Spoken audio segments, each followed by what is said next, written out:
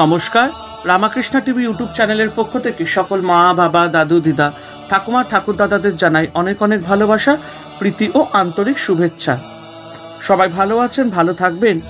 আমি আবারও চলে এসেছি শ্রী শ্রী রামকৃষ্ণ মিশনের স্বামী লোকেশ্বরানন্দজির সম্পাদিত শতরূপে সারদা সম্বন্ধে আলোচনা করতে।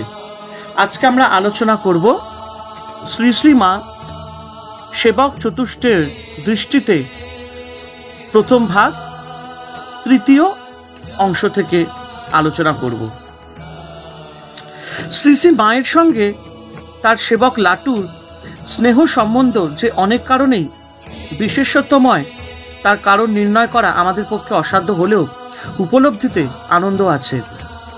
লাটু যত বড় মহাত্মাই হোক না কেন, মায়ের চোখে কিন্তু চিরদিনই ছিলেন তিনি অদ্ভুত ব্যবহার, আপন ভোলা, আদরের শিশুটি। পক্ষান্তরে লাটু ও মায়ের নেওটা কচি খোকাটির মতো। সাক্ষাৎ জগদম্বাকে মনে করতেন যেন নিজের গর্ভধারিণী জননী, অথবা কখনো প্রবীণ পিতার কাছে তার স্নেহের কন্যাটি যেমন, তাই অদ্ভুত ব্যবহার এই জ্ঞানী মাতৃভক্তকে মায়ের কাছে মান, অভিমান, আদর, আবদার, নালিশ, আকুতি, মিনতি, আরতি সহ সমুপস্থিত যেমন দেখি, ঠিক তেমনই আবার মাঝে মাঝে দেখি সন্তান হিতাকাঙ্ক্ষী জনকের মতো শাসন গম্ভীরভাবে। বাস্তবিকই জননী সন্তানের এই দিব্য সম্বন্ধ আমাদের কাছে পরম আস্বাদনীয় হলেও চির রহস্যময়। উদাহরণস্বরূপ কয়েকটি স্মৃতিচিত্র। গিরিশবাবুর গৃহে দুর্গাপুজো উপলক্ষে 1907 সালে শ্রী শ্রীমা জয়রামবাটি থেকে কলকাতা এসে বলরাম ভবনে ছিলেন। ওইকালে লাটু মহারাজ ওই বাড়ির নিচেই একখানা ঘরে থাকতেন।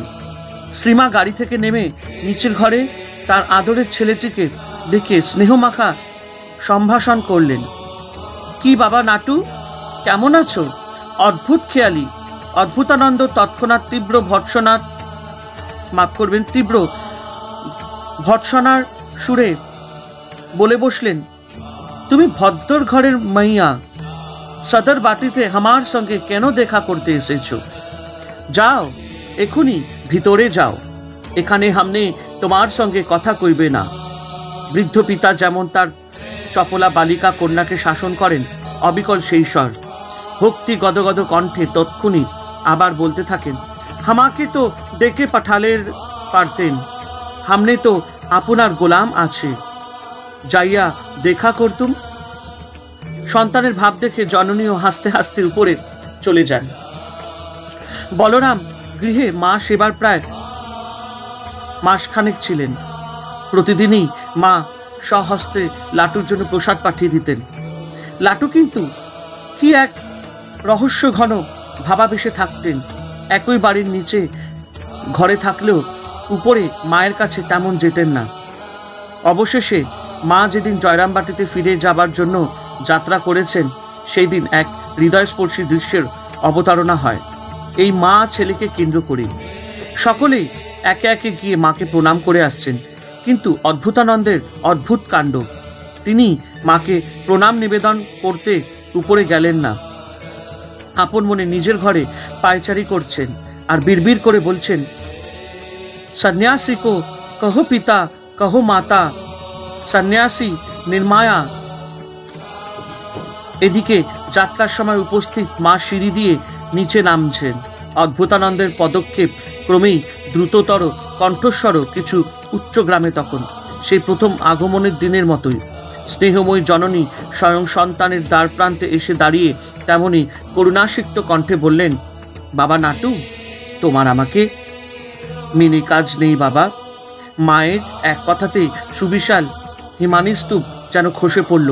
লাটু মহারাজ একেবারে দণ্ডবৎ শ্রী শ্রী মায়ের চরণতলে লুটিয়ে পড়ে ফুপিয়ে ফুপিয়ে কেঁদে উঠলেন। সেবক সন্তানের চোখের জলে জননীর নয়নেও তখন কি প্রবল অশ্রুবন্যা। লাটু তখন নিজের উত্তরীয় দিয়ে মায়ের চোখের জল মোছাতে মোছাতে সান্ত্বনা দিচ্ছেন। বাপ ঘরে যাচ্ছ মা, কাঁদতে কি আছে, আবার সরোট তোমায় শিগগিরই এখানে নিয়ে আসবে। কেঁদো না মা, যাবার সময় চোখের জল ফেলতে আছে কি? এই মধুর দৃশ্যের তাৎপর্য ব্যাখ্যা আমাদের সাধ্যাতীত। উপস্থিত সকলেই সেদিন সেই অপূর্ব স্বর্গীয় দৃশ্যে অভিভূত হয়ে পড়েছিলেন। সেবক লাটুর ওই দড় মাখানো উক্তিতে ভক্তিরাজ্যের এক অমর মহাকাব্য সৃষ্টি হতে পারে। বলরাম ভবনে উল্লেখিত ঘটনার কালে লাটু মহারাজ প্রতিদিন মায়ের কাছে কেন যেতেন না, এ রহস্য সমী পর্বতী অনেক ভক্তকেই সংশয়ান্বিত করে তুলত। একদিন এক ভক্তকে তিনি এই সম্পর্কে বলেছিলেন, দেখো, মা বলরাম মন্দিরে মাঝে মাঝে আসতেন, हमने বাহিরের ঘরে থাকতুম, আমাকে হামেশা লোকে জিজ্ঞেস করতো, মশাই, মা উপরে রয়েছেন, আপনি এখানে কেন? তাদের বলতুম, তাতে কি হয়েছে? আমার মনের ভাব কেউ বুঝতো না।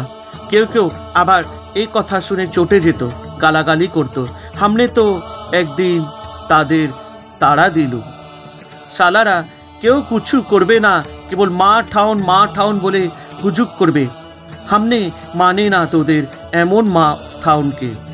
কিন্তু কি আশ্চর্য মধুর মাতৃভক্তি! পরক্ষণেই আবেগ জড়ানো কণ্ঠে বলে চললেন, মাকে মানা কি সহজ কথা রে? তার ঠাকুরের পূজা তিনি গ্রহণ করেছেন, বুঝো ব্যাপার। মা ঠাউন যে কি তা একমাত্র তিনি বুঝেছিলেন, আর কিঞ্চিত বলতে পারতেন না। স্বামীজি বুঝেছিল, তিনি যে স্বয়ং লক্ষ্মী, তার দয়া বুঝতে গেলে বহু তপস্যার দরকার।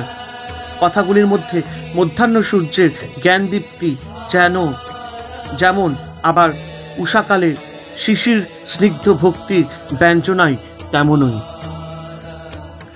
অনুরূপ আরও একটি প্রসঙ্গ শ্রীযুক্ত চন্দ্রশেখর চট্টোপাধ্যায় লিপিবদ্ধ করেছেন। 1908 খ্রিস্টাব্দের শেষ ভাগে যেদিন উদ্বোধন অফিস তথা মায়ের বাড়ি নবনির্মিত ভবনে স্থানান্তরিত হয়, সেদিন লাটু মহারাজ সেখানে গমন করেন নাই। ইহাতে নানা লোকে নানা কথা বলিতে থাকেন। অনেকে জিজ্ঞাসা করিতেন, মহারাজ আপনাকে সেখানে যেতে বললে আপনি গেলেন না কেন? তাহাতে লাটু মহারাজ চুপ করিয়া থাকিতেন। এই রূপ কথাই আর একদিন হইয়াছিল। সেদিন জৈনিক ভক্ত জিজ্ঞাসা করিলেন, উদ্বোধনে মা রয়েছেন, আপনি সেখানে থাকেন না কেন? তাহাতে তিনি বলিয়াছিলেন, দেখো, তিনি শ্রী মা কি কেবল ওখানেই আছেন, এখানে নেই। যেখানে বসে তাকে ডাকবো সেখানেই তিনি প্রকাশ হবেন।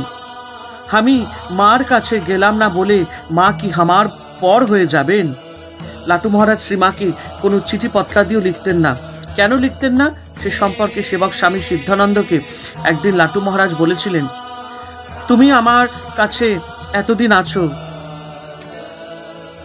আমি এত লোককে চিঠি লিখি, তুমি তো জিজ্ঞাসা করতে পারো মাকে কেন লিখি না জানো? মা আমার ভূত ভবিষ্যৎ সব জানছেন, তাকে লোক দেখানোর চিঠি লিখে কি হবে? যিনি আমার ভূত ভবিষ্যৎ সব জানেন, তাকে চিঠি দেওয়ার কি দরকার? যারা বোঝে না তাদের চিঠি দিতে হয়। তিনি লক্ষ্য করেছিলেন, অনেকে শ্রী মাকে যে শ্রদ্ধা ভক্তি দেখায় তার মধ্যে মেকি এবং ফাঙ্কি ছিল বেশি। তাই কঠোর ভাষায় সেরকম তথাকথিত মাতৃভক্তদের তিরস্কার করে বলতেন, বেঈমান হোসনি, তোরা ক্ষুদ্র জীব, মার উপর বিশ্বাস শ্রদ্ধা ভক্তি কিছুই নেই, কেবল মুখে মা করিস। অমন মাতৃভক্তি আমি চাই না, তোদের মতো মাতৃভক্তি আমার নেই। কাশীর বিভূতিবাবু লিখেছেন, তোমাদের মা ঠাউনিকে আমি মানে না। এ কথা শুনিয়া আমি কেন অনেকেই আশ্চর্য হইয়া যাইতেন। আশ্চর্য হইবারই তো কথা, কারণ এতদিন যার সেবা করিলেন তাকে মানেন না, এ কেমন কথা? পরে বুঝিতে পারিলাম যে লাটু মহারাজ তাহার মাতৃভক্তি ইচ্ছাপূর্বক গোপন করিয়া রাখিতেন। একদিন তিনি বিশ্বনাথের পূজা দিবার সময় বা পুজো দিবার জন্য ফুল বিল্লপত্র ইত্যাদি লইয়া বাহির হইলেন। বড় সড়কে আসিয়া তাহার কেমন খেয়াল হইল, আমায় বললেন, চলো আগে মার কাছে যাই। আমরা সকলে তো কিরণবাবুর বাড়ির দিকে চললেম। দোতলায় মার ঘরের সামনে আসিয়া লাটু মহারাজ কেমন যেন হইয়া গেলেন। কাঁপিতে কাঁপিতে মার পাদপদ্মে পুষ্পাঞ্জলি দিয়া নীরবে অশ্রু বিসর্জন করিতে লাগিলেন।